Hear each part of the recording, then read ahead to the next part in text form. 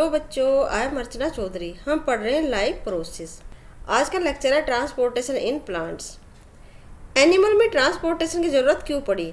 क्योंकि एनिमल में digestion and respiration body के अलग अलग पार्ट में हो रहा था, लेकिन न्यूट्रिशन तो हर सेल को चाहिए, इसलिए उसमें ट्रांसपोर्टेशन की आवश्यकता हुई। लेकिन प्लांट में ट्रांसपोर्टेशन की आवश्यकता क्यों हुई? प्लांट में भी एक जगह खाना बन रहा है और दूसरी तरफ वाटर एंड मिनरल एब्जॉर्ब हो रहे हैं। मतलब वाटर एंड मिनरल को रूट से लीफ तक लेकर जाना है या अदर पार्ट तक लेके जाना है, और फूड को लीफ से प्लांट के दूसरे पार्ट में लेके जाना है। इसलिए प्लांट में ट्रांसपोर्टेशन की आवश्यकता हुई। जो प्लांट छोटे छोटे हैं वो एनवायरनमेंट के डायरेक्ट टच में है, उनकी हर सेल एनवायरनमेंट के डायरेक्ट टच में है, इसलिए उन्हें ट्रांसपोर्टेशन सिस्टम की आवश्यकता नहीं है। इजीली डिफ्यूजन के द्वारा ही फूड और वाटर मिनरल का ट्रांसपोर्टेशन हो रहा है। लेकिन जो बड़े बड़े प्लांट हैं उनके जो रूट्स हैं वो तो डायरेक्ट टच में है वाटर और मिनरल के, और जो उनकी लीव्स हैं, ग्रीन लीव्स जो है वो फोटोसिंथेसिस के जरिए अपने फूड खुद प्रिपेयर कर रहे हैं। मतलब लीव से तो प्लांट के अदर पार्ट तक फूड जाना है और रूट से मिनरल और वाटर का ट्रांसपोर्ट होना है, इसीलिए इनमें एक ट्रांसपोर्टेशन सिस्टम की जरूरत हुई। Plant prepare their own food material through photosynthesis with the help of CO2 and water in presence of sunlight. हम सबको पता है प्लांट अपना फूड खुद प्रिपेयर करते हैं with the help of CO2 and water in presence of sunlight, और chlorophyll की प्रेजेंस में वो अपना फूड खुद प्रिपेयर करते हैं। जो क्लोरोफिल है वो सोलर एनर्जी को ट्रैप करती है, और उसके हेल्प से जो CO2 है उसका रिडक्शन हो जाता है कार्बोहाइड्रेट में। हमने ये पिछले लेक्चर में पूरा प्रोसेस देखा था।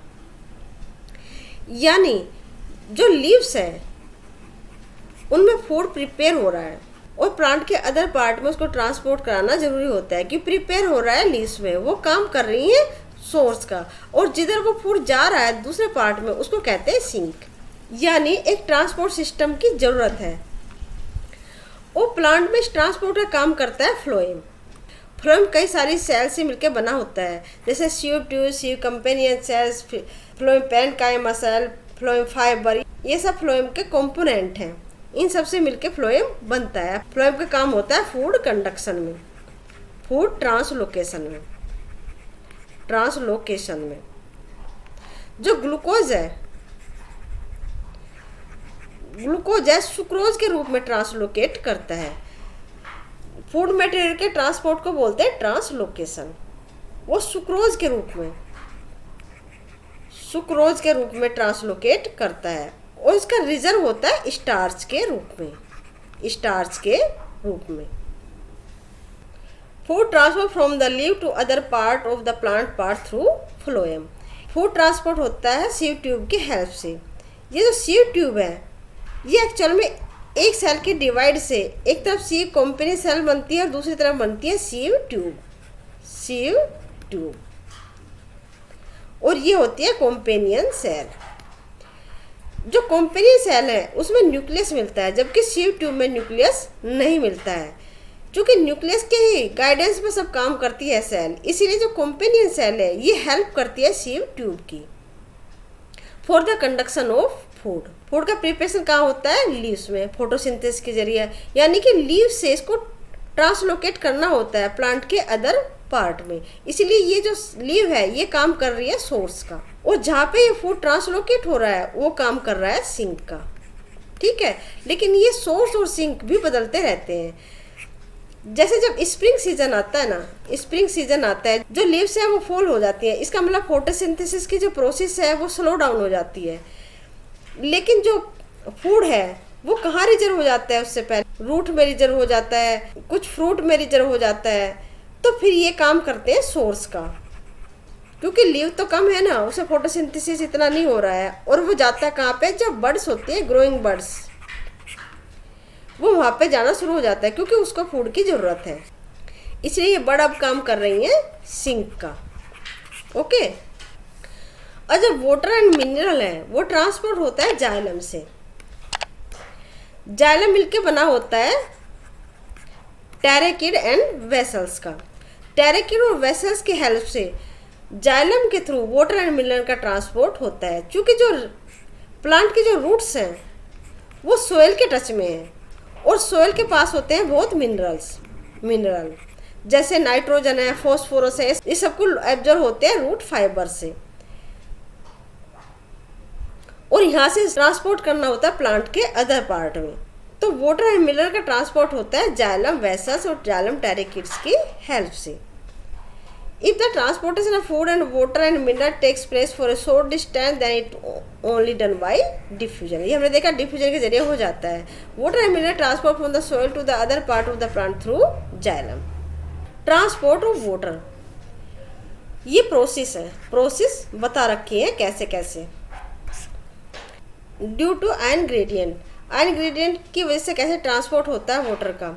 जैसे ये प्लांट है, प्लांट की जो रूट्स होती हैं वो सोयल के टच में है। क्योंकि जो रूट है वो भी एनर्जी गेन करने के लिए रेस्पिरेशन करती है, ठीक है, रेस्पिरेशन करती है, इसीलिए रूट में कंसंट्रेशन ज़्यादा होती है देन द सोयल। सोयल में वाटर ज़्यादा है, सोयल में वाटर की परसेंटेज ज़्यादा होती है, इसलिए through the process of osmosis जो वाटर है ना सोयल से वो रूट के अंदर जाना शुरू हो जाता है। जो आयन ग्रेडियंट है इसको मेंटेन करने के लिए a difference in the concentration of this ion between the root and the soil, water move into the root from the soil to eliminate this difference. एक तरीका तो ये होता है। दूसरा है due to root pressure. Root pressure से कैसे होता है, ये जो है शॉर्ट डिस्टेंस, ये जो प्रोसेस है वो शॉर्ट डिस्टेंस तक ही प्लांट में ट्रांसपोर्ट कर सकता है वाटर एंड मिनरल का। प्लांट रूट प्रेशर से कैसे होता है, जैसे लीव्स जो होती है ना, ये लीव्स होती हैं, उसमें होते हैं स्टोमेटा होते हैं टाइनी स्टोमेटा, उसके थ्रू होता है ट्रांसपीरेशन मतलब वाटर का लॉस होना through the stomata in form of vapour के रूप में वाटर का लॉस होता रहता है। मान लिया ये एक सेल है, इसमें स्टोमेटा के थ्रू ट्रांसपीरेशन हो रहा है, मतलब वाटर का लॉस हो रहा है, तो इसमें पानी लेस रह गया, वाटर परसेंटेज कम हो गई, लेकिन इसके जो एडजेसेंट सेल है उसमें से वाटर ज़्यादा है ना, तो ये इससे पानी लेना शुरू कर देगा थ्रू द ओस्मोसिस। क्योंकि इसमें कंसंट्रेशन वाटर की ज़्यादा है और इसमें कम है, तो ओस्मोसिस क्या होता है, higher concentration to low concentration, मतलब एक सक्शन प्रेशर क्रिएट हो जाता है। क्योंकि जो लीव से लगातार वाटर का लॉस हो रहा है और फिर ये इस सेल से ले रहा है, इस सेल में फिर पानी की कमी होगी, तो फिर जो नीचे की सेल है उससे वाटर लेना शुरू हो जाएगा। इस तरह से पहुँचते पहुँचते ये कहाँ तक चला जाएगा, रूट फाइबर तक, ठीक है ना, इस रूट फाइबर तक हो जाएगा, मतलब एक सक्शन प्रेशर क्रिएट हो जाएगा, इसको बोलते हैं रूट प्रेशर। और इसके जरिए वाटर का ट्रांसपोर्ट होता है। Transfer food and other substance, the translocation of food, जब फूड का ट्रांसपोर्ट होता है तो उस सिचुएशन में बोलते हैं इसको translocation of food and other substance takes place in the sieve tube with the help of adjacent companion cell both in upward and downward direction. क्योंकि जो फूड बन रहा है वो लीव्स में बन रहा है, ठीक है, लेकिन फूड तो सबको चाहिए, है ना, फूड तो सबको चाहिए, जो रूट की जो सेल उसको भी चाहिए, स्टेम को भी चाहिए, या ऊपर कोई बर्ड्स वगैरह उसको भी चाहिए, मतलब हर सेल को न्यूट्रिएंट चाहिए। तो इसीलिए जो फूड का ट्रांसलोकेशन होता है वो सभी डायरेक्शन में होता है, मतलब डाउनवर्ड भी होता है और अपवर्ड भी होता है, मतलब दोनों डायरेक्शन में होता है। जो वाटर का ट्रांसपोर्ट हो रहा था वो यूनिडायरेक्शनल था, मतलब नीचे से ऊपर हो रहा था, और इसमें एनर्जी का लॉस भी नहीं हो रहा था। एनर्जी का लॉस हो रहा था क्या, नहीं हो रहा था, क्योंकि सिंपली ऑस्मोसिस की प्रोसेस से हो रहा था, लेकिन इसमें एनर्जी की जरूरत होती है इन फॉर्म ऑफ एटीपी, क्योंकि ग्रेविटेशनल के अपोजिट भी हो रहा है, तो इसीलिए इन फॉर्म ऑफ एटीपी इसमें एनर्जी कंज्यूम होती है। Unlike transport in xylem, which can be largely explained by simple physical force, the translocation of phloem is achieved by utilization of energy, मतलब इसमें एनर्जी की ज़रूरत होती है। तो ये था आज का टॉपिक, एक बार फिर रिकैप करते हैं। ट्रांसपोर्टेशन इन प्लांट, जो वाटर है और मिनरल है उसका ट्रांसपोर्ट होता है जाइलम वेसल्स और जाइलम टेरिकिड्स के द्वारा, जबकि फूड का ट्रांसलोकेशन होता है सीव ट्यूब के द्वारा कॉम्पेन सेल की हेल्प से।